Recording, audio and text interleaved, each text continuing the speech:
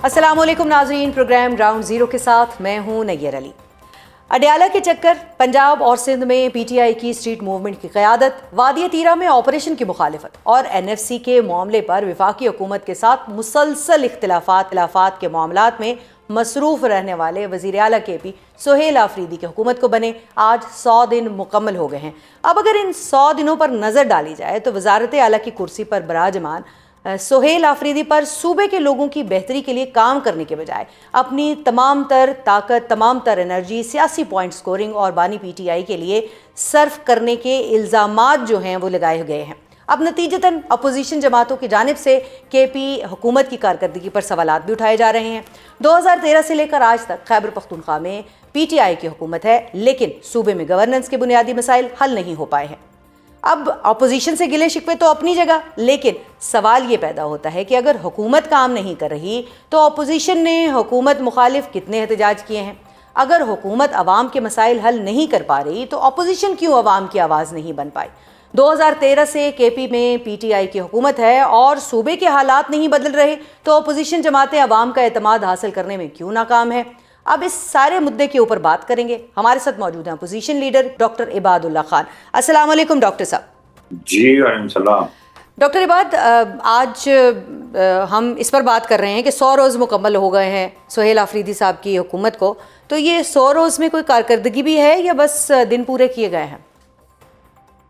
ये अनफॉर्चुनेटली जो अगर स्टार्ट आप लीजिए, ये पीटीआई की जो गवर्नमेंट 13 साल से है, तो इनिशियली थोड़ा वो बंदा पॉलिटिकल था, परवेज खटक साहब था, उसके बाद जो रिप्लेस किया वो इससे वर्स था, फिर गंडापुर उसके प्लस था, तो अभी जो आया है ये तो ट्रिपल प्लस है। अच्छा। इसका कोई और काम ही नहीं है, सिर्फ इमरान की गुलामी है, इमरान का मैं वर्कर हूँ, कैदी 804 के लिए सारे वसाइल है, कैदी 804 सुबह शाम में वही फोकस है। तो सूबे में गवर्नेंस पे या मिलिटेंसी की सिचुएशन है या और जो सिचुएशन है वो प्रायोरिटी ही नहीं है, क्योंकि उसका सोच ये है। अगर आपको यादुल्ला लाहौर में उससे किसी ने पूछा यार डेवलपमेंट देखकर आप क्या कहते हैं, उसने कहा मेरे लीडर की विजन है कि सड़कें बनाने, ब्रिजेस बनाने, यूनिवर्सिटीज बनाने, हॉस्पिटल्स बनाने, सोशल वर्क करने और उनको रोजगार देने से कौमें नहीं बनती। ठीक है। कौमें बनती है गालम गलोच से, कौमें बनती है किसी पर कीचड़ उछालने से, कौमें बनती है बिलो द बेड बातें करने से। तो उस पर ये पूरे ये वाले आखिरी 3 जुमले तो मेरा ख्याल उन्होंने होंगे ये आपकी तरफ से कहे गए। तो ये बेसिक वो विजन तो ये है ना, रोजाना हम देखते हैं वही विजन है। अच्छा, आप कह रहे हैं कि वो सियासी ना है और उन्होंने जो है वो 100 रोज़ तक कोई बहुत ज़्यादा जो है वो कारकर्दगी गवर्नेंस के हवाले से नहीं दिखाई है, कोई नए बड़े प्रोजेक्ट्स जो हैं वो नहीं शुरू कर सके। आपने उनके जो तालीम के हवाले से प्रोजेक्ट हैं जो स्कूल, प्राइमरी स्कूल तक नहीं बना सके, ये भी आपने कहा है। तो ये सारी चीज़ें अपनी जगह पे मौजूद हैं, तो लेकिन इसमें अपोजिशन, आज हमने आपसे रिक्वेस्ट की है, आपकी तरफ से कोई ख़ास रद्द-ए-अमल नहीं दिखाई दिया। आज आपने जो है वो प्रेस कॉन्फ्रेंस कर दी है 100 दिन के बाद, लेकिन 100 रोज़ तक आपकी जानिब से क्यों नहीं कोई रिकॉर्ड के ऊपर चीज़ आई? मैं तो रिपीटेडली लगा रहता हूँ विद इन असेंबली, ये मीडिया पर मैं बहुत कम आता हूँ, तो अभी जरूरत बन गई चीजें में हमारे सूबा का है। अदरवाइज असेंबली में मैं तो रोजाना लगा रहता हूँ, लेकिन वो इन लोगों ने सुना है जिस तरह कोई प्राइमरी स्कूल हो, कोई फोकस ही नहीं है, कोई नहीं है।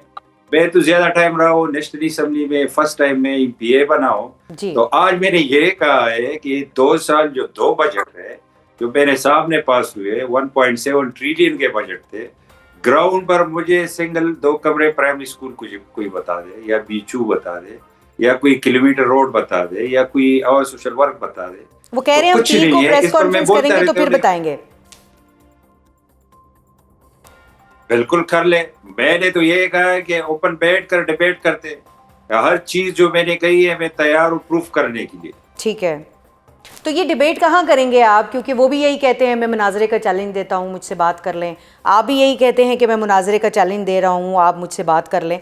तो लेकिन ये है कि ये डिबेट जो है वो अब शुरू हो नहीं जानी चाहिए, 3 हुकूमतें जो हैं वो मेरा ख्याल है पिछले कितने सालों से जो है वो KPK की गवर्नमेंट है वहाँ पर, लेकिन काम जो है वो वहाँ पर अभी तक सवाल वही है जो पहले थे, वही अब तक सवाल हैं, तो सवालों में तो कोई फ़र्क नहीं आया। तो कारकर्दगी को बेहतर करने के लिए जो एक अपोजिशन का रोल था वो क्या प्ले कर सके हैं आप वहाँ पर? बिल्कुल, मैं तैयार हूँ। परसों मंडे को सेशन है आई असेंबली में, ये भी बताया और मैं भी जवाब देता हूँ। और मैं जो भी बात करता हूँ ये ट्रैक रिकॉर्ड है मेरा, फैक्ट्स एंड फिगर से मैं बात करता हूँ। वैसे हवा में मैं तीर नहीं मारता, वो फैक्ट्स एंड फिगर में बताऊंगा कि आपको कितने पैसे मिले, कितने फंड्स मिले, कहाँ आपने यूटिलाइज किए, आपकी कारकर्दगी क्या है, हर सेक्टर वाइज डिबेट के लिए मैं तैयार। ठीक हो गया। तीसरी बार सूबे के लोगों ने आपको मुस्तरद किया है, अगर उनकी कारकर्दगी इतनी ख़राब है PTI की तो वो उनको मुस्तरद क्यों नहीं करते? 13 में ये जो थे ये सिंपल मेजॉरिटी में भी नहीं थे, लेकिन सिंगल लार्जेस्ट पार्टी ये आए, हम गवर्नमेंट बना सकते हैं। मौलाना साहब भी था, सब थी, लार्जेस्ट सीट है, इनको दे दे। तो मैं ये कह रहा हूँ कि ये खता हमसे हुई। ठीक है। फिर 18 में जिस तरह हुआ कि मैं अपना फॉर्म 47 2 दिन बाद मैं ले चुका हूँ, जबरदस्ती प्रोटेस्ट करके, वो जनरल फेस था, वो जो कुछ कर रहा था तो इनको लाया गया था। अभी 24 में जो कुछ हुआ, कुछ साइफर लहराया, कुछ मजदूरियत शुरू की, कुछ जनरल फेस की टीम इधर बैठी थी, तो ये भी किसी परफॉर्मेंस पर लोगों ने वोट नहीं किया। इसका असल ये है, आप खुद इसको भी सुनती हो, ये इनके वजीरों को भी वो खुद कह रहे हैं कि हमें लोगों ने परफॉर्मेंस पर वोट नहीं किया, हमने लोगों ने कारकर्दगी पर वोट नहीं किया, हमने तो इमरान की तस्वीर लगाई या गालम गलोच करने के लिए लोगों ने वोट किया, तो परफॉर्मेंस पर किसी ने इसको वोट नहीं किया। अच्छा, आप ये कह रहे हैं कि सुहेल आफरीदी साहब और उनकी जो 13 रुकनी काबीना है और उनके इर्द गिर्द जो चंद लोग हैं वो सियासी नाबालिग हैं, तो ये बताइए कि क्या जो सीनियर लीडरशिप है PTI की उनकी नहीं चल रही, क्योंकि वो भी तो गाइडेंस दे सकते हैं। आप अपोजिशन में मौजूद हैं, गवर्नेंस के लिए जो पॉलिसीज़ हैं उनमें बेहतरी के लिए आपकी तरफ से कोई तहरीरी तौर पर चीज़ें भी उनके सामने रखी गई हैं या नहीं? ये इस तरह जो असेंबली की कार्रवाई होती है उसमें एजेंडा मेजॉरिटी अपोजिशन की है, हम ही कोई क्वेश्चन देते हैं, हम कल अटेंशन देते हैं, हम चीजें देते हैं, लेकिन इधर इशू और है, सीनियर स्लॉट अभी जो है एट द मोमेंट वो तो सीम हाउस पर बंद भी है, लेकिन वो ये अजीब गरीब ये क्लब है, ये कोई पॉलिटिकल पार्टी नहीं है, फैंस क्लब है और कंट्रोल है सोशल मीडिया का। तो वो बेचारे जब मेरे साथ बैठते हैं तो बेचारे बहुत तंग है कि ये क्या हो रहा है, लेकिन वो डरते हैं कि सोशल मीडिया पर ये लोग जो पीछे लग जाते हैं तो ये माँ बेटी को एक करते हैं, आपको पता है कि इसके क्या स्टाइल है, तो बेचारे खामोश है। हालांकि इसमें एक्सपीरियंस लोग भी है, जो पहले वजीर रह चुके, जो पहले मेंबर रह चुके, जो पॉलिटिकल कैरियर के साथ है। ये जो टीम है प्रेजेंटली, ये सारे जिसने टेक ओवर किया है कभी काउंसलर भी नहीं बने और उसने पूरे सूबे को टेक ओवर किया है, लेकिन इसका काम वही है सोशल मीडिया को चलाना और अपने वर्कर को खुश रखना, सिर्फ जज्बात पर, गालम गलोच पर। देखिए, आपकी जानिब से नून लीग की जानिब से जब वज़ीर आला KPK सुहेल आफरीदी साहब ने चार्ज संभाला तो तब उनके ऊपर दहशतगर्दी के ख़िलाफ़ ऑपरेशन को रोकने के इल्ज़ामात लगाए गए, दहशतगर्दों की जो है वो पुष्पनाही के इल्ज़ाम लगाए गए। इसके साथ साथ ये भी कहा गया कि जो PTI वाले हैं वो दहशतगर्दों को भत्ता देते हैं, लेकिन कुछ साबित नहीं कर पाया अभी तक इस हवाले से। आप मनशियात फरोशी के और स्मगलिंग के जो चार्जेस हैं वो भी आपकी जानिब से उनके ऊपर लगाए गए हैं। ये नेचर ने करी ये मनशियात की मेरा है रिपीटेडली कि PTI जो है वो दहशतगर्दी की मुखालिफत तो दूर की बात है, ये लोग फैसिलिटेटर है और फैसिलिटेटर में जो वजूहात है उसको सामने रख कर मैं कह रहा हूँ कि क्यों फैसिलिटेटर है। जब ये दहशतगर्दी खत्म हुई तो ये लाने वाले कौन थे? दिन प्राइम मिनिस्टर इमरान खान के वक्त में ये आए और या जनरल फेस बैठा था, ये कप ऑफ टी आपको याद होगा, काबुल वाला, वही चक्कर था। फिर इमरान खान साहब ने अंदर फ्लोर ऑफ द हाउस कहा था कि इनको वजारतें दे दो, ये हमारे बच्चे हैं, इसको हम रिहेबिलिटेट करेंगे। अभी भी दोगलापन जो है, अभी आज मैंने ये कहा कि ये बार बार कह रहे हैं कि ये जबरदस्ती ऑपरेशन हो रहा है, हमें किसी ने ऑन बोर्ड नहीं लिया। تو یہ جو آن بورڈ یہ جو لوکل یہ کہہ رہے ہیں کہ لوکل لوگوں کو آن بورڈ لیا جائے، اور یہ میرا بھی موقف ہے کہ انسرجنسی کو ٹیکل کرنا، ہینڈل کرنا without local support is impossible. ٹھیک ہے. تو یہ لوکل کمیٹی بنی ہے، وہ 24 ممبرز ہے اس کمیٹی کی، تیرا کی کمیٹی ہے، اور اس کمیٹی کے ساتھ نیگوسیشن کرنے والا جو بندہ ہے وہ ڈی سی خیبر ہے. تو ڈی سی خیبر کس کے انڈر ہے؟ سمپل کوشچن ہے. وہ پروونشل گورنمنٹ کا امپلائی ہے یا فیڈرل گورنمنٹ کا؟ پھر اس کا جو اوور ہیڈ ہے وہ کمشنر پشاور. میں یہ کہہ رہا ہوں کہ یہ تو ایک تو آپریشن کی پرمیشن جو ہے وہ ایپکس کمیٹی میں دیے، ایپکس کمیٹی کو چیئر کرنے والا تھا چیف منسٹر. ایک چیز کامن ہے کہ جتنے بھی یہ 13 سے اب تک میں جو دیکھ رہا ہوں، ایک چیز کامن ہے کہ یہ سارے جو ہے عمران خان کے ورکر کی حیثیت سے سارے بیٹھے جاتے ہیں. یہ کوئی ہمیں بدقسمتی سے 30 میں چیف ایگزیکٹو پختونخوا نہیں ملا. ٹھیک ہے. جب اس نے تقریر کی کہ میں عاشق عمران ہوں، تو اس کے رواج میں جو تقریر کی تھی میں نے کہا ہمیں چاہیے عاشق پختونخوا. تو آپ اس کے اوپر کوئی احتجاج ریکارڈ کرائیں گے، کوئی اس کے اوپر جو ہے کوئی رد عمل دیں گے؟ منڈے کو وہ جب اپنی پریس کانفرنس کریں گے تو ادھر آپ کی طرف سے ہم دیکھیں گے کہ کوئی ایوان کے اندر احتجاج ہو گورننس کے کمی کے اوپر، کوئی ایوان کے باہر آپ کوئی دھرنا دیں، کوئی احتجاج کریں، کچھ نظر تو آئے گا کہ نہیں؟ بالکل نظر آئے گا. ان کا جو فوڈ سٹریٹ موومنٹ ہے تو کل یہ جا رہا ہے بطرف نوشہرہ، تو کل آپ ان کو بھی چیک کر لیجئے گا. کل میں بھی نوشہرہ جا رہا ہوں. ٹھیک ہے.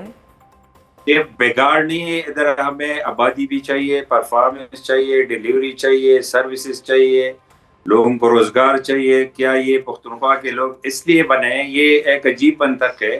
یہ 8 فیب کے لیے یہ جو کر رہے ہیں، یا تو آپ کو مینڈیٹ دلوائی گئی ہے تھرڈ ٹائم، تو یا کیوں لوگوں کو کر رہے ہو؟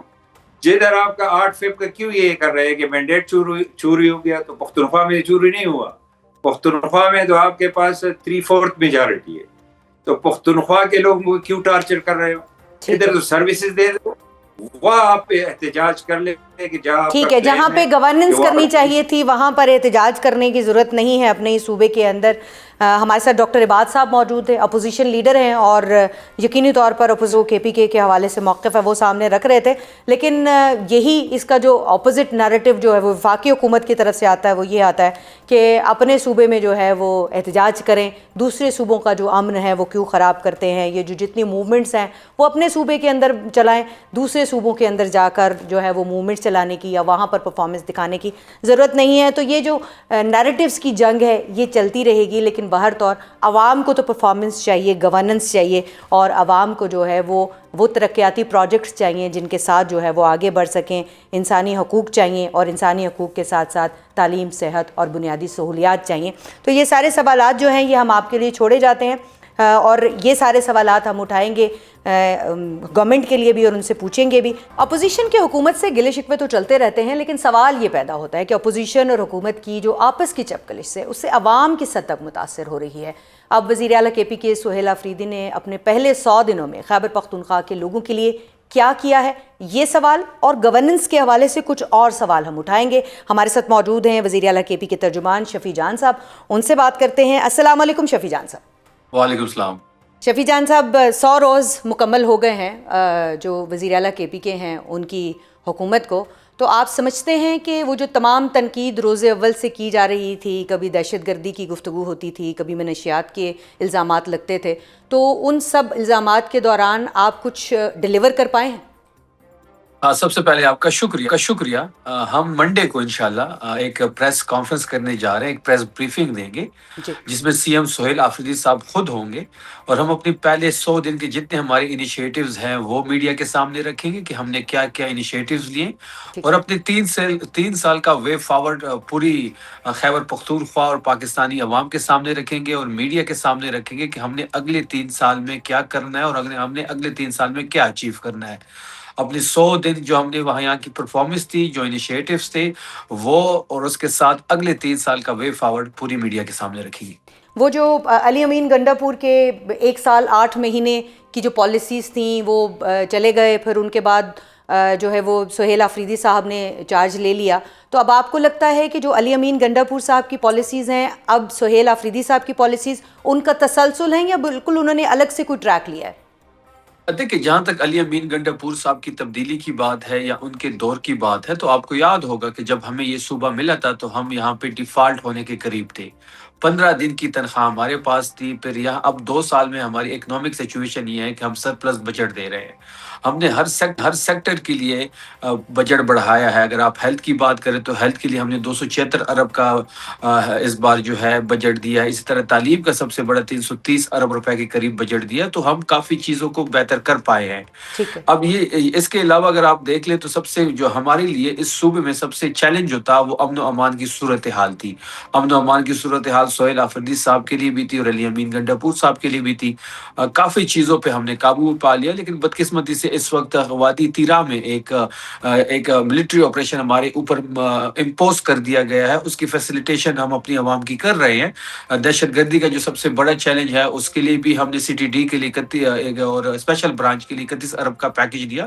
تو یہ تمام تر چیزیں ہم منڈے کے دن پوری قوم کے سامنے رکھیں گے. اس پہ کویسچن شفیع جان صاحب، اگر ہم one by one step by step اس کو لے کر چل سکیں تو جب آپ کی حکومت جو ہے وہ جب شروع ہوئی اور پہلی ہی پریس کانفرنس جو ہے وہ وزیر اطلاعات جو وفاقی ہیں ان کی جانب سے کی گئی، عطا تارڑ کی جانب سے، تو ان کی جانب سے سہیل آفریدی صاحب کے اوپر دہشت گردی کے حوالے سے جو ہے وہ الزامات لگائے گئے، منشیات کے حوالے سے یہ الزامات لگائے گئے، لیکن 100 دن کے اندر ہم نے دیکھا کہ اس حوالے سے کوئی پروف جو ہے وہ چیز ابھی تک سامنے نہیں ہو سکی ہے. تو آپ کو کیا لگتا ہے کہ یہ الزامات جو ہیں ان کے بعد آپ کو ڈیلیور کرنے میں کچھ پرابلم ہوئی ہو؟ دیکھیں، جہاں تک سہیل آفریدی صاحب کی بات ہے اور ان کی نومینیشن کی بات ہے، 8 اکتوبر کو وہ نومینیٹ ہوتے ہیں، عمران خان صاحب ان کو نامزد کرتے ہیں. ٹھیک ہے. اور 8 اکتوبر سے لے کے آج تک وفاقی حکومت ہو یا پیپلز پارٹی ہو یا مختلف ادارے اگر آپ دیکھ لیں تو تمام تر چیزیں ان کی اگینسٹ تھی. ایک صاحب یہاں پہ آتے ہیں، وہ 3 گھنٹے کی پریس کانفرنس کرتے ہیں، پھر وفاقی وزراء کی پریس کانفرنس آتی ہے، پھر پاکستان پیپلز پارٹی کی پریس کانفرنسز ہوتی ہے. کبھی ان کو اسمگلنگ کے ساتھ لنک کیا جاتا ہے، کبھی دہشت گردوں کے ساتھ لنک کیا جاتا ہے. لیکن آپ نے دیکھا ہوگا کہ ان 100 دنوں میں جس طریقے سے سہیل آفریدی صاحب نے تحریک کو آگے بڑھایا، جس طریقے سے وہ گورننس کو آگے لے کے جا رہے ہیں اور جس طریقے سے وہ عوام کے دلوں پہ راج کر رہے ہیں، وہ بھی آپ کے سامنے ہے. اس وقت وہ ایک نیشنل لیڈر کے طور پہ ابھر رہے ہیں. اسٹریٹ موومنٹ کی ذمہ داری عمران خان صاحب نے ان کے کندھوں پہ ڈالی. جس طریقے سے جس ایسن طریقے سے وہ اسٹریٹ موومنٹ کو آگے لے کے جا رہے ہیں جو ایک بہت بڑی تحریک کی شکل اختیار کر رہی ہے. تحریک انصاف کی تحریک کی بات کریں تو تحریک میں ایک نئی روح آ گئی ہے ان کے آنے سے. لوگ ان کی طرف دیکھ رہے ہیں، لوگوں کی امید وہ بن چکے ہیں. اور عمران خان کا عکس ان کے چہرے میں پاکستان تحریک انصاف اور خیبر پختونخوا کے لوگ اور پاکستان کی عوام جو ہے ان میں دیکھ رہی ہے. تو لیکن دیکھیں، آپ نے خیبر پختونخوا کی عوام کی بات کی ہے شفیع جان صاحب، تو جو آپ ہی کے صوبے کے اپوزیشن لیڈر ہیں ڈاکٹر عباد اللہ، ان کی جانب سے بڑے سنگین الزامات لگائے گئے ہیں. اور ان الزامات کے ساتھ ساتھ اگر گورننس کی بات کریں تو انہوں نے گورننس کو انتہائی غیر تسلی بخش قرار دیتے ہوئے یہ بھی کہا ہے کہ تعلیم اور صحت کے منصوبے جو ہیں وہ ابھی تک کوئی شروع نہیں ہو سکے ہیں، پرائمری اسکول تک جو ہے وہ نہیں بنایا جا سکا ہے. پھر آپ جو اسٹریٹ موومنٹ کی بات کر رہے ہیں اس پر بھی وہ سوالات اٹھا رہے ہیں کہ مینڈیٹ آپ کو مل گیا ہے، اب آپ گورننس کریں بجائے اس کے اسٹریٹ موومنٹ اپنے ہی صوبے میں کرنے کا کیا مقصد ہے؟ جہاں تک ڈاکٹر عباد صاحب کی بات ہے تو ڈاکٹر عباد صاحب تو بھرتی کیے ہوئے لوگ ہیں. نون لیگ کے جتنے بھی لوگ ہیں تو فارم 47 کی پیداوار ہے. ان کی وقت کیا ہے کہ ایک الیکٹڈ گورنمنٹ پہ الزامات لگاتے ہیں. جہاں تک اسکولوں کی بات ہے، جہاں تک کالجز کی بات ہے، تعلیم کی بات ہے، جہاں تک صحت کی بات ہے، آج بھی ہم پنجاب اور سندھ سے آگے ہیں. میں تو بارہا یہ بات ان کو کر رہا ہوں کہ آئیں مناظرہ کرتے ہیں. نون لیگ کو بھی چیلنج کرتے ہیں اور پیپلز پارٹی کو بھی چیلنج کرتے ہیں. ہم اپنی 12 سال کی پرفارمنس لاتے ہیں، آپ اپنی 12 سال کی پرفارمنس لائیں جس میں کوئی سیاسی بات نہیں ہوگی، کوئی سیاسی پوائنٹ سکورنگ نہیں ہوگی، پرفارمنس بیسڈ بات ہوگی. ہم نے کتنے کالجز بتائیں، ہم نے کتنی یونیورسٹیاں بنائی، ہمارا ہیلتھ کا جو ایک صحت کارڈ یا ہیلتھ کا بجٹ کتنا ہے، ان کا کتنا ہے. تو یہ ساری چیزیں ساری عوام کے سامنے رکھتے ہیں. یہ جو بیانیہ بنایا جا رہا ہے کہ ان کی جو تمام تر فوکس ہے وہ تحریک کی جانب ہے اور گورننس کا حال اس صوبے میں اچھا نہیں ہے. اگر صوبے میں گورننس کا حال اچھا نہیں ہوتا تو ہم تیسری دفعہ حکومت میں نہیں ہوتے. دیکھیں آپ کہہ رہے ہیں کہ عباد صاحب جو ہیں وہ فارم 47 کی پیداوار ہیں اور وہ ان کو جو ہے وہ بھرتی کیا گیا ہے. تو ایک ہی صوبے کا الیکشن جس کے اندر جو ہے وہ آپ الیکٹ ہوتے ہیں تو وہ الیکشن درست ہے، لیکن وہی اگر دوسری جماعت کا بندہ الیکٹ ہوتا ہے تو وہ بھرتی کیا ہوا ہے. تو یہ تھوڑا سا کانٹرڈکشن آپ کی اپنی بات میں یا تو دھاندلی ہوتی ہے یا نہیں ہوتی. نہیں، ہم نے تو شروع سے ہمارا یہی موقف ہے کہ خیبر پختونخوا میں بھی ہم سے اس نشستیں چھینی گئی ہیں. تیمور جگڑا کی نشست ہو گئی، کمران بنگش کی نشست ہو گئی، یا ڈاکٹر اقبال صاحب کو جو نشست ملی ہوئی ہے یہ ہماری نشستیں تھیں. یہاں پہ 1600 ووٹ کو 16,000 بنایا گیا ہے، یہاں پہ 2400 ووٹ کو بھی 24,000 بنایا گیا. ہمارا تو ڈے ون سے یہی موقف ہے کہ خیبر پختونخوا بھی ہمارے ساتھ داندلی ہوئی ہے. جہاں ہم 91 سیٹس جیت رہے ہیں وہاں پشاور کی کچھ شہر کی کچھ سیٹیں ہم کیسے ہار سکتے ہیں. تو یہ ساری چیزیں ساری قوم کو پتہ ہے کہ کس طرح ان لوگوں کو یہ سیٹیں دی گئی، کس طرح ان کو بھرتی کیا گیا، اور بھرتی کرنے کے بعد ان کو جو ایک رسپانسبلٹی دی گئی، جو روزانہ ان کا ٹرانسکرپٹ دیا جاتا ہے، اور وہی ٹرانسکرپٹ پڑھتے پڑھتے رات تک سو جاتے ہیں اور تحریک انصاف پہ پابندی لگانے کا مطالبہ کرتے ہیں. عمران خان اور سہیل افریدی صاحب پہ مختلف قسم کے الزامات یہ لگاتے ہیں. اچھا شفیع جان صاحب، 10 سے زائد جو ہے وہ پھیرے لگائے گئے ہیں اڈیالہ کے، اگر میں غلط نہیں ہوں، اگر نمبر غلط ہیں تو آپ درست بھی کر سکتے ہیں، جو سہیل افریدی صاحب ہیں ان کی طرف سے. تو یہ جو 10 سے زائد پھیرے لگے ہیں، ان پھیروں کا کوئی حاصل وصول بھی نہیں تھا، اور وہ جو ٹائم تھا گورننس کا، اور آپ کے اوپر بہت تنقید یہ کی جا رہی ہے کہ وہ وقت جو گورننس پہ لگانا چاہیے تھا وہ پھیروں پہ لگا دیا اور ان کا کوئی حاصل وصول بھی نہیں ہوا. نہیں صبح میں نے پہلے بھی یہ بات کی ہے، میں دوبارہ اس بات کو ریپیٹ کر دیتا ہوں. پہلے تو یہ پھیرے کی بات، یہ پھیرا جو لفظ ہے مجھے اس سے جی مجھے اس پہ بالکل، اعتراض ہے. آپ کر آپ سکتے ہیں وزٹ کہہ اعتراض. سکتے ہیں. 10 دفعہ خیبر پختونخوا کے چیف منسٹر اڈیالہ گئے ہیں اپنے لیڈر سے ملنے کے لیے، جو وزٹ ان کو کا اردو میں پھیرا ہی کہتے ہیں شفیع جان صاحب. نہیں، پیرا جو جس سینس میں آپ پیرا کہہ رہی ہیں وہ مجھے بھی سمجھ ہے اور آپ کو بھی چکر، سمجھ ہے. جی جی. ہم 10 دفعہ وہاں جا چکے ہیں، 10 دفعہ ہی ایک الیکٹڈ سی ایم کو اپنے لیڈر سے نہیں ملایا گیا، جبکہ عدالتی حکم موجود ہے کہ ٹیوزڈے کے دن عمران خان صاحب کی ملاقات ان کی فیملی سے ہو، ان کی وکلا سے ہو، اور تھرسڈے کو ان کی ملاقات جو ہے پولیٹیکل لیڈرشپ سے ہو. ہمارے پاس عدالتی حکم بھی ہائی کورٹ کا موجود ہے جس میں صاف واضح لکھا گیا ہے کہ سہیل افریدی صاحب کی ملاقات کروائی جائے اپنے قائد عمران خان صاحب سے، لیکن حکومت اپنی ہٹ درمی پہ ٹھہری ہوئی ہے. حکومت ہی غیر قانونی اور غیر آئینی کام کر رہی ہے. اگر سہیل افریدی صاحب ایک ہی الیکٹڈ چیف منسٹر ہیں پورے پاکستان میں، باقی 3 لوگوں کو تو بھرتی کیا گیا یا فارم 47 کے ذریعے ان کی گورنمنٹ بنائی گئی، اس کے باوجود ان کی ملاقات عمران خان صاحب سے نہیں کرائی گئی. گورننس کی بات جہاں تک ہے تو میں پہلے بھی اس بات کو واضح کر چکا ہوں کہ اس تمام تر حوالات کے باوجود جہاں پہ ہمیں NFC کا اپنا شیئر نہیں مل رہا، جہاں ہمیں PSDP میں اپنے شیئر نہیں مل رہا، یہاں پہ ایک ملٹری آپریشن ہمارے اوپر امپوز کر دیا گیا، اس کے باوجود پاکستان تحریک انصاف کی گورننس پنجاب سے اور سندھ سے بہت بہتر ہے. وادی تیرہ کی آپ نے بات کی، آج بھی جو ہے وہ وادی تیرہ میں آپ گئے تھے وہاں پر، اور جو وہاں پر اس وقت ظاہر ہے موسم کی خرابی کی وجہ سے جو ہے وہاں وادی تیرہ کے لوگ جو ہیں وہ کچھ مشکلات کا شکار ہیں. آپ کی انتظامیہ، آپ خود وہاں پر موجود تھے، پاک فوج کی جانب سے بھی جو ہے وہ وہاں پر ایک جو کارروائی ہے، امدادی کارروائیاں، اس کے حوالے سے بھی ایک خبر جو ہے وہ ہمارے سامنے آئی تھی. تو یہ بتائیے کہ مجموعی طور پر اس وقت جو آپ کی وہاں پر جو لوگوں کو ریلیف دینے کا آپریشن ہے وہ کہاں تک پہنچا ہے؟ بالکل، وادی تیرہ میں وزیر اعلیٰ کی ہدایت پہ کہ کل میں نے پوری رات، اور مینا خان افریدی صاحب نے اور عبدالغنی صاحب نے پوری رات روڈ پہ گزاری ہے اپنے لوگوں کے ساتھ. ٹھیک ہے. برف باری کی وجہ سے کچھ لوگ وہاں پہ پھنسے ہوئے تھے، ان کو امدادی کارروائیوں کے ذریعے محفوظ مقامات تک منتقل کر دیا گیا ہے. CM سہیل افریدی صاحب آج وادی تیرہ میں موجود ہے، وہ اپنے لوگوں کے ساتھ ہے. دیکھیں، ہم تو ڈے ون سے کہہ رہے تھے کہ ملٹری آپریشن اس چیز کا حل نہیں ہے. ملٹری آپریشن یہ 20 سال سے اس سرزمین پہ کر رہے ہیں. 20 سال سے 22 بڑے آپریشن ہوئے، ہزاروں انٹیلیجنس بیسڈ آپریشن ہوئے. ان کا آڈٹ رپورٹ کہاں ہے؟ اگر وہ کامیاب ہے تو دہشت گردی ختم کیوں نہیں ہوئی؟ دہشت گرد کیوں بڑھ رہے ہیں؟ ان کو آباد کون کر رہا ہے؟ ایک آتا ہے آپریشن کرتا ہے، دوسرا ان کو آباد کرتا ہے، تیسرا پھر آپریشن کرتا ہے. تو کب تک خیبر پختونخوا کی حکومت تو جو یہ بھی کہہ سرزمین رہی ہے کہ جو KP کے گورنمنٹ ہے وہ خود دہشت گردوں کو بھتہ دیتی ہے، وہ دہشت گرد جو ہیں وہ PTI کے علاوہ سب کے اوپر حملے کرتے ہیں، PTI پہ کوئی حملے نہیں کرتے. یہ حکومت کی جانب سے اس بیان کے آن دا بعد ریکارڈ ہے. اس بیان کے بعد ہمارے 4 لوگ شہید ہو چکے ہیں. یہ جو گیم ہمارے لیے سیٹ کی جا رہی ہے، جس قسم کے یہ بیانات دے رہے ہیں، ہم کو ان کے نشانے پہ لایا جا رہا ہے. جو بھی نقصان ہوگا، جو یہ بیانات دے رہے ہیں، یہ ان کے ذمہ ہوگا. کیا یہ چاہتے ہیں کہ تحریک انصاف کے لوگوں کی شہادتیں ہو؟ کیا یہ چاہتے ہیں کہ CM سہیل افریدی صاحب خدا نخواستہ کوئی حملہ ہو یا کوئی ہمارے الیکٹڈ ریپ کو نشانہ بنایا جائے؟ یہ تو سیدھے ہمیں ان کے نشانے پہ لایا جا رہا ہے.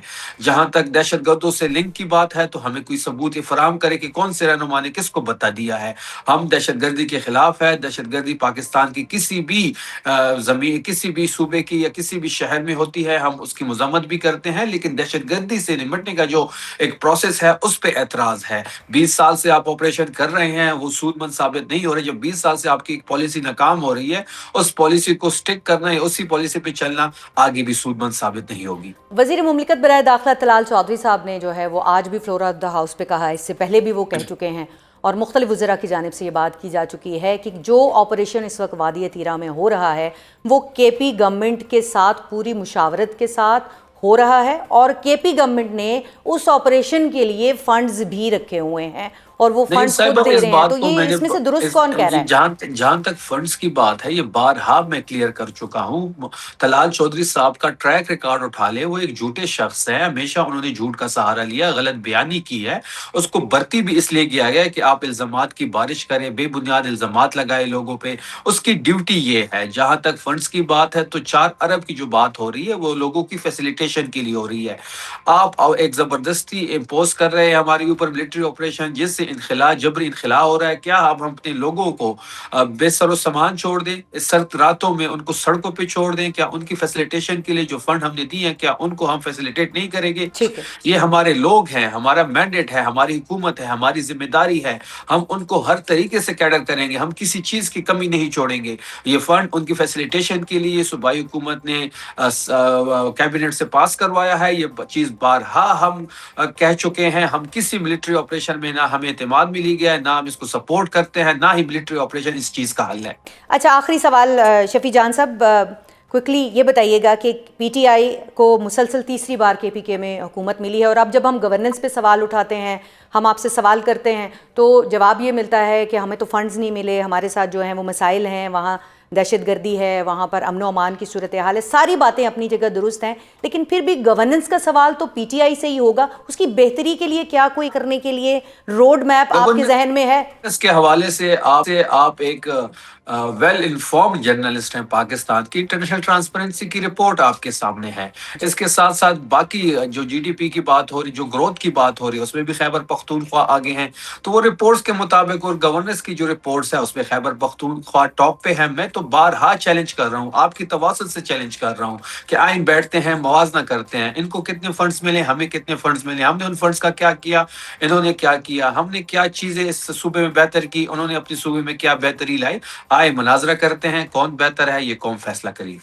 ٹھیک ہے، بہت بہت شکریہ شفیع جان صاحب. گھریلو تشدد کی روک تھام کے حوالے سے آج پارلیمنٹ کے مشترکہ اجلاس کے دوران ایک انتہائی اہم بل پاس ہوا ہے، جس کے تحت گھریلو تشدد کے شکار مردوں کو بھی خواتین اور بچوں کے برابر حقوق مل گئے ہیں. اب مردوں کو شکایت کا حق دیا گیا ہے، یعنی اب مردوں کے ساتھ مار پیٹ پر عورتوں کے خلاف بھی قانونی کارروائی ہو سکے گی.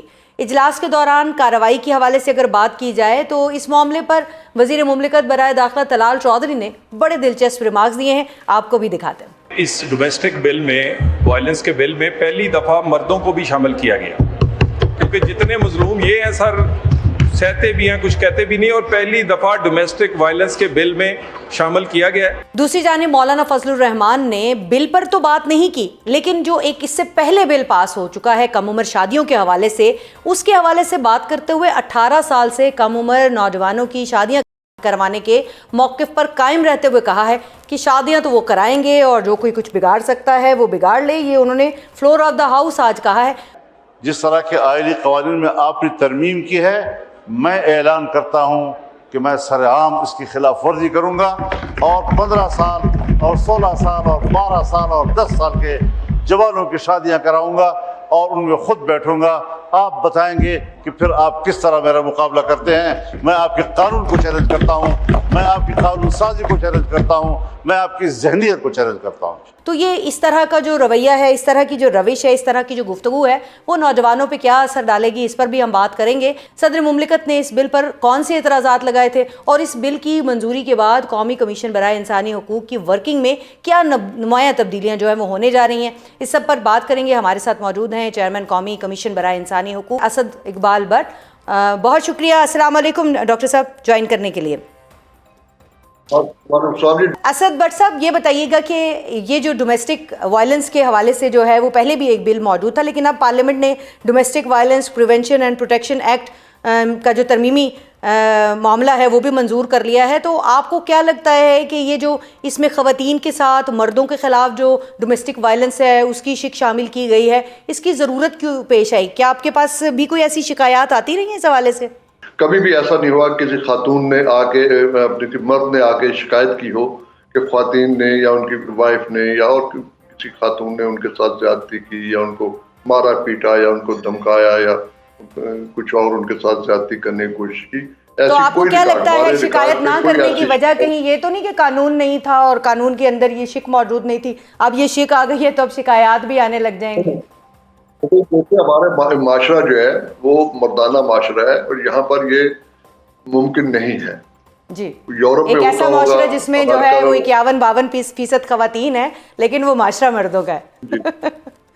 مردوں کا معاشرہ ہے وہ، دیکھیے عورتیں بیچاری تو ان کو تو ایک طرح کا ہم نے وہ اپاہج بنایا ہوا ہے کہ نہ یہ ان کے پاس عقل ہے، نہ ان کے پاس سمجھ ہے، نہ ان کو باہر جانا چاہیے، ساری پر جس طریقے سے ہو رہا ہے تو وہ اس طرح کا ہے۔ تو اس پہ یہاں پر تو ایسا ممکن ہی نہیں کہ کچھ عورت کوئی مرد کے ساتھ زیادتی کرے یا مارے پیٹے یا ایک آدھ کوئی صدیوں میں کوئی کیس ہو گیا ہو تو ایک الگ بات ہے، لیکن کوئی ایسا نہیں ہے کہ بہت زیادہ کیس میں ایک آدھ کیس شاید کراچی میں ہوا تھا کہ خاتون نے مرد کو قتل کر دیا اور اس کے بعد اس کو اپنا پکایا اور یہ کیا، اس کو وہ پکڑی گئی ہو۔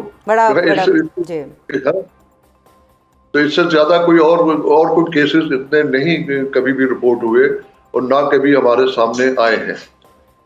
میرے خیال میں ہمارے ریکارڈ میں ایسا کوئی بل تو اسد صاحب پہلے بھی ڈومیسٹک وائلنس کے خلاف، لیکن ہم دیکھتے ہیں کہ اس بل کی موجودگی میں خواتین پر یا بچوں کے اوپر جو تشدد کے واقعات پہلے دیکھے جاتے تھے ان میں کوئی کمی نہیں آ رہی، ان میں اضافہ ہی نوٹ کیا جا رہا ہے۔ تو اس بل کے آنے سے، ایک اور بل کے آنے سے، کیا وہ جو انسانی حقوق کی بلبلاہٹ ہے وہ کوئی کم ہوتی ہوئی دکھائی دے گی آپ کو؟ دیکھیے یہ صرف ایک ڈرامے بازی ہے۔ ایک آئین موجود تھا، ایک بل انسانوں کے لیے تھا۔ جب انسانوں کی ہم بات کرتے ہیں اس میں مرد، عورت، بچے، ٹرانسجینڈر سارے آ جاتے ہیں۔ تو اس میں یہ کہنا کہ الگ سے مردوں کے لیے کیا جائے ایک فضول سی بات ہے، اور صرف مرد کے جو ووٹ بینک ہے اس کو بڑھانے کے لیے، اس کو اپنی ہمدردیاں گین کرنے سے زیادہ اس کی کوئی اہمیت نہیں ہے۔ اچھا، بلز کی ایک چیز بات ہے کہ اتنے بہت سارے بل یہاں بنے ہیں، چائلڈ ریسٹرینٹ ایکٹ بل ہے اور مختلف بلز ہیں۔ یہ سارے بلز بنتے ہیں، ان پہ کوئی عمل آج تک نہیں ہوا کسی بل پہ۔ آج بھی بچیوں کی کم عمر بچوں کی شادیاں ہو رہی ہیں اور کچھ بھی نہیں ہو پا رہا۔ عدالتیں اپنی جگہ موجود ہیں، وہ فیصلے دینے سے قاصر ہیں اس پہ کیا کریں کیا نہیں کریں۔ اور اسی طرح اور جتنے بلز ہیں لیبر کے لیے ہیں، ٹرانسجینڈر کے لیے ہیں، یہ سب عمل نہیں ہوتا۔ اب ہوتا یہ پوچھا جاتا ہے یار پھر آخر بل بنتے کیوں ہیں؟ دیکھیں انٹرنیشنل پریشر ہوتا ہے، ٹھیک ہے، وہ جب اپنی دیتے ہیں ایڈ دیتے ہیں یا لون ان کو دیتے ہیں، کوئی پابندیاں لگاتے ہیں کہ آپ نے یہ کرنا ہے، آپ نے یہ بیٹرمنٹ کرنی ہے، یہ بیٹرمنٹ کرنی ہے۔ ان کا اس میں بہتری کی کوئی وہ نہیں ہوتی سینس کہ انہوں نے کچھ بہتر کرنا ہے، بس صرف اپنے وہاں دکھانے کے لیے کہ دیکھیں جی ہم نے یہ کر لیا اب ہم یہ کر لیں۔ مجھے بتائیں نا ریسٹرینٹ ایکٹ کے بعد کتنی بچیاں ان کی شادیاں کر دی گئی۔ مولانا کی جانب سے اور بھی اعتراض آج اٹھا ہے اس ایوان کا جو ظاہرہ مشترکہ اجلاس ہوا، اس کی جو کارروائی تھی اس کے دوران جب ان کو اس بل پر بات کرنے کے لیے کہا گیا تو انہوں نے اس بل پر تو بات نہیں کی ہے انسانی حقوق کے حوالے سے، لیکن انہوں نے جو 18 سال سے کم عمر بچیوں کی شادیاں ہیں اس کے حوالے سے جو بل پاس ہوا ہے اس کے اوپر ضرور بات کی، اور انہوں نے کہا کہ وہ اس قانون کو نہیں مانتے، وہ کھلے عام اس کی خلاف ورزی کریں گے۔ تو اب یہ تو کھلے عام جو ہے وہ آپ اسٹیٹ کو چیلنج کر رہے ہیں، اور اگر آپ ایسا کرتے ہیں تو اسٹیٹ کے اندر اسٹیٹ ہے، تو اس کے اوپر آپ کیا کہیں گے؟ یہ رویہ کیا ٹھیک ہے؟ یہ ریاست کی بے بسی کو ظاہر کرتا ہے کہ وہ ان سے نپٹ خود قوانین بناتی ہے، خود بل پاس کرتی ہے، پھر وہیں پر اسمبلی میں لوگ اس طریقے سے چیلنج کرتے ہیں، تو آخر اس کے لیے کیا سزا انہوں نے مقرر کی؟ تو اس پہ کیس بنایا کہ اب آئین کو نہیں مان رہے یا قانون کو نہیں مان رہے، کیونکہ خود ان کی نیت بھی اس میں کچھ کرنے کے لیے نہیں ہے۔ 30 منٹ کے اندر ایک تو یہ ہے کہ 3 بل پاس ہو گئے، پارلیمانی پروسیڈنگز کے اوپر آپ کی گہری نظر ہوتی ہے. یہ بتائیے گا کہ اب قانون سازی کا جو طریقہ ہے اس میں صدر مملکت کی جانب سے اگر بل پر اعتراض لگا ہے, اس اعتراض کے اوپر بحث ہوتی ہے, اس بحث کے بعد جو ہے وہ پھر بل دوبارہ جو ہے اس کے اوپر زیر غور آنا چاہیے اور پھر پاس ہوتا ہے. اس میں صدر مملکت کے اعتراضات کو دیکھا ہی نہیں گیا اور اس کے بعد جو ہے وہ اس کے اوپر خیر اس کے اوپر JUI نے آواز بھی اٹھائی ہے. تو یہ جو ایک بل بس دھڑا دھڑ پاس کرانے ہیں, اس پروسیس کو آپ کیسے دیکھتے ہیں؟ یہ بالکل ہی اپنا غیر جمہوری اور غیر آئینی طریقہ کار ہے. دیکھیے کوئی بھی پوری دنیا میں سسٹم ہے, کوئی بھی بل کوئی بھی اس طرح تبدیلی آتی ہے اسے پہلے اخبارات میں پبلش کیا جاتا ہے, لوگ اس پہ بحث کرتے ہیں, بات چیت ہوتی ہے, لوگوں کے رائے سامنے آتی ہے, اس کے بعد بل اسمبلی میں جاتا ہے, وہاں اس پہ ڈسکشن ہوتا ہے. آپ مجھے بتائیں کہ آدھے گھنٹے میں بل پاس کر دیں, کیا ڈسکشن ہوئی ہوگی؟ اس کا مطلب جو لکھا ہوا آ گیا. آدھے گھنٹے میں 3 بل پاس ہوئے ہیں اسد صاحب. میں وہی کہہ رہا ہوں کہ تین آدھے گھنٹے میں کیا بغیر ڈسکشن کیے, بغیر اس پہ بات کیے, اپوزیشن کرے, گورنمنٹ کی پارٹیاں جو ہے وہ کریں, حکومتی پارٹیاں کریں, تو بات ہونی چاہیے نا, کچھ چیز کیلکولیشن نکلنا چاہیے. اس کے بعد آپ اس کو پاس کریں نہ کریں وہ ایک الگ مسئلہ ہے. لیکن آپ نے تو اس پہ بات ہی نہیں کی, کسی کو پتہ ہی نہیں کہ آپ کیا بل لے کے آ رہے ہیں. اسی وقت آپ پیش کرتے ہیں, اس وقت کہتے ہیں ہاتھ اٹھا کے پاس کر دیا جاتا ہے. تو یہ طریقہ کار جو ہے یہ انتہائی غیر مہذب طریقہ ہے, اور کسی مہذب معاشرے میں اس طرح کا طریقہ کار اپنایا نہیں جاتا.